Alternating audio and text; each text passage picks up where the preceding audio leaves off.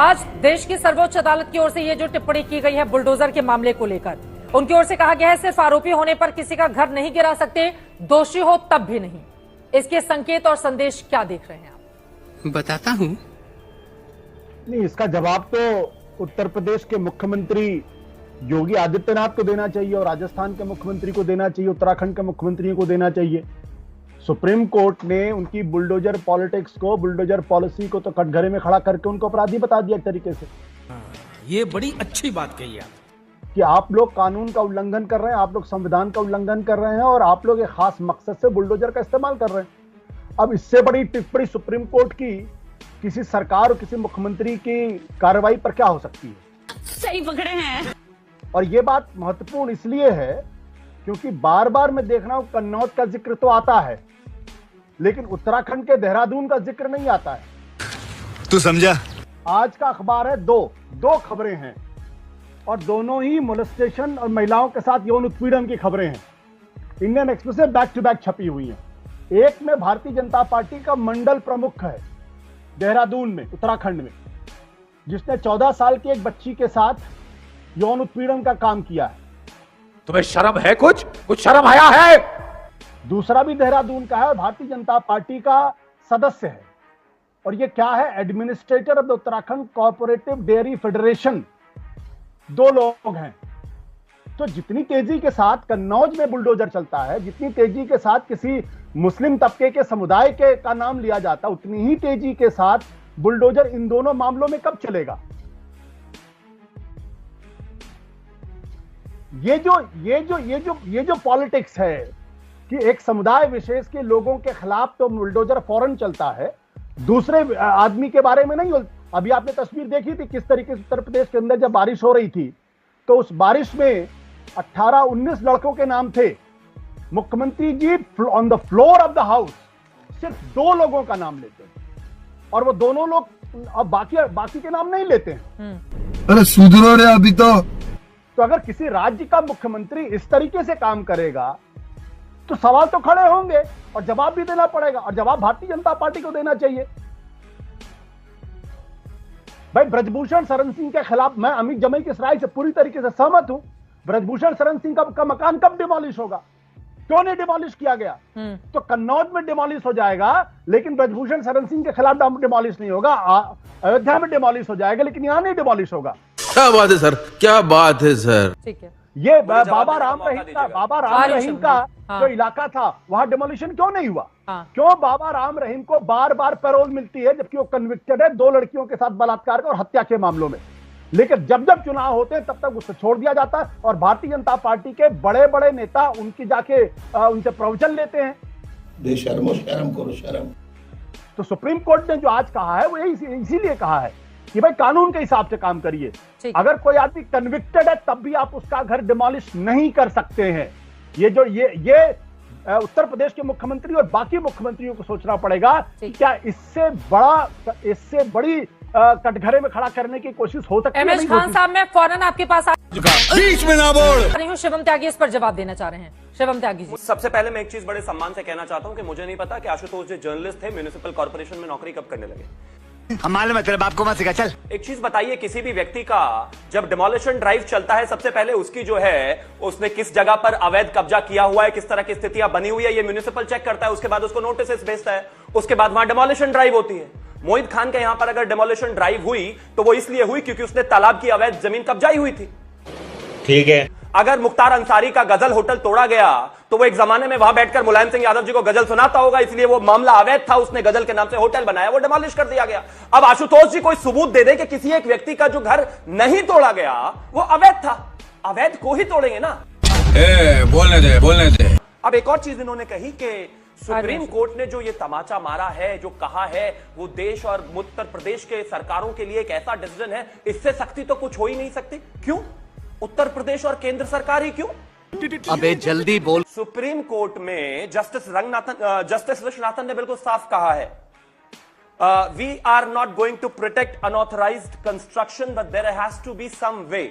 दोनों पक्षों से सलाह मांगी गई है, विद इन अ वीक दोनों पक्षों को सलाह देनी है और उसके बाद एक डिसीजन आना है। अच्छा, ठीक है। जब इस देश में बाकी सरकारें हर जगह इस तरह की कार्रवाई करती हैं, तब तो आशुतोष जी कोई सवाल नहीं पूछते, और कोई मुसलमानों के और कोई माइनॉरिटीज के खिलाफ नहीं है ये, बोलिए हर किसी के खिलाफ है। 20 नाम मैं आपको अभी यहां पर बैठकर गिना चुका हूं। हाँ। आप उस पर तो सवाल नहीं करते। हाँ। कोर्ट आपकी तरह बायस नहीं है। रुक, तेरे को बताते तेरी माँ की। आशुतोष जी बोलिए। मैं फिर पढ़ देता हूं। भारतीय जनता पार्टी के मंडल प्रमुख 14 साल की लड़की, क्या शिवम जी ने उसका जिक्र किया अपने इस पूरे दौरान? अब बोल। नाम ले लेता हूं मैं, उनका नाम है भागवत सिंह। नहीं, अब गोल करके मेरे सवाल का जवाब नहीं दे रहे हैं आप। जवाब नहीं दे रहे मेरे सवाल का। आप कह रहे थे कि माइनॉरिटीज पर बुलडोजर चल रहा है, ये माइनॉरिटीज के नाम है क्या? अबे साले, ठीक है, आशुतोष जी की बात हो जाए। जी आ रही हूँ एमएच खान साहब, आ रही हूँ आपके पास। Please go on. मैं ये कह रहा हूं, इस पर भारतीय जनता पार्टी के प्रवक्ता की क्या राय है? बीजेपी का मंडल प्रमुख है भारतीय जनता पार्टी का, और दूसरा भारतीय जनता पार्टी का ही सदस्य। एक ही दिन में 2-3 खबरें छपी हुई है इंडियन एक्सप्रेस में। देख रहा है विनोद। इसके ऊपर इनकी मुंह में इस पर क्यों नहीं बोलते हैं कि इसका घर डिमोलिश होना चाहिए? आप धर्म विशेष के, फिर आप बीच में बोल रहे हैं, मैंने आपको नहीं बोला, प्लीज। धर्म विशेष के लोगों का नाम ले लेके भारतीय जनता पार्टी के प्रवक्ता सुबह से लेकर शाम तक चर्चा करते हैं।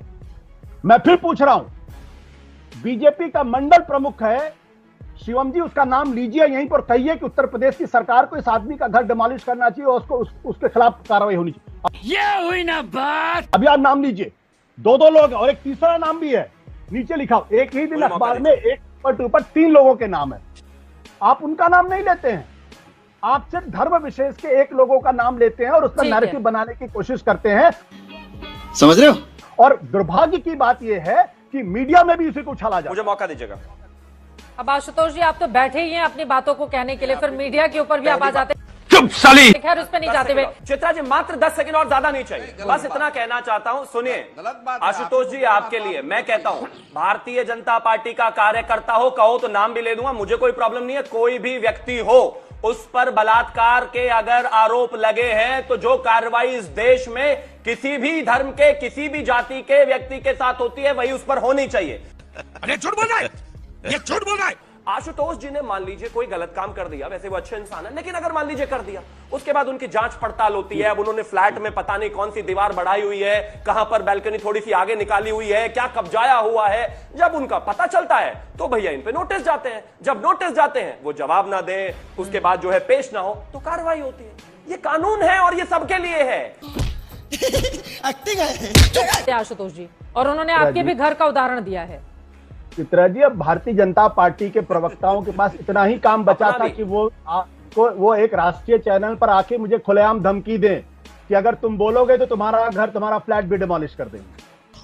अरे देवा, खुलेआम धमकी है, बहुत ही सभ्य भाषा में धमकी दी गई। मैं समझता हूं इन सब बातों को, और मैं इन सब चीजों से डरने वाला नहीं हूं। भारतीय जनता पार्टी के प्रवक्ता नहीं, बिल्कुल मैं लखनऊ से नहीं हूं कि सभ्य भाषा में धमकी दूंगा जी, कैसी बात कर रहे हैं? मैं तो वेस्टर्न यूपी से हूं। अब मुझे बोलने दीजिए, आप बोल चुके, मैंने आपको बीच में डिस्टर्ब नहीं किया। यही नहीं, अभी और सुनिए। यह भारतीय जनता पार्टी का नया चरित्र है। जो भी इनके खिलाफ बोलेगा उसको धमकी दी जाएगी, और मैं चूंकि लगातार बोलता आ रहा हूं, इसलिए इनके प्रवक्ता टेलीविजन चैनल पर आके मुझे खुलेआम धमकी दे रहे हैं कि भाई अब तुम्हारा घर भी डिमोलिश करेंगे। कर लो डिमोलिश, क्या बात, ये बात है, कर लो ना डिमोलिश, लेकिन उससे तुम डरा नहीं सकते मुझे। ये भारतीय जनता पार्टी को और उनकी सरकार को ये बात समझ में आनी चाहिए अच्छी तरीके से। दूसरी बात, अभी इसका मतलब क्या है कि सुप्रीम कोर्ट ने जो कार्रवाई कर रहा है, इसका मतलब सुप्रीम कोर्ट झूठा है, सुप्रीम कोर्ट गलत कर रहा है। और सुप्रीम कोर्ट जब सब कुछ कानून के हिसाब से चल रहा है, तो सुप्रीम कोर्ट को क्या जरूरत पड़ी इस गाइडलाइंस बनाने की? क्या बात है? सुप्रीम कोर्ट क्यों इनकी सरकारों का घरे में खड़ा कर रहा? तीसरी बात, अभी उदयपुर के अंदर जिस लड़के के ऊपर आरोप लगे वो वहां किराएदार था, उस मकान को डिमोलिश कर दिया गया। ये तो कानून के हिसाब से, लेकिन ब्रजभूषण शरण सिंह का मकान डिमोलिश नहीं हो सकता। चाहे इस देश की तमाम भारत के लिए पदक लेने वाली महिलाएं, बच्चियां कुछ भी कर लें, उनके साथ सड़क पर उनको घसीटा जाएगा, उनके साथ सब कुछ किया जाएगा, लेकिन ब्रजभूषण शरण सिंह चूंकि वोट लेकर आते हैं, इसलिए उनका घर डिमोलिश नहीं होगा। अरे बाप रे, ये तो धोती खोल रहा है। आशुतोष जी, उदयपुर वाले मामले में बताया गया वो अवैध मकान था। चित्रा जी, एक मिनट मुझे बोलने दीजिए। अवैध क्या है और वैध क्या है ये तो सरकार तय करती है ना। अगर सब कुछ वैध हो रहा होता तो आज सुप्रीम कोर्ट ने क्यों टिप्पणी की?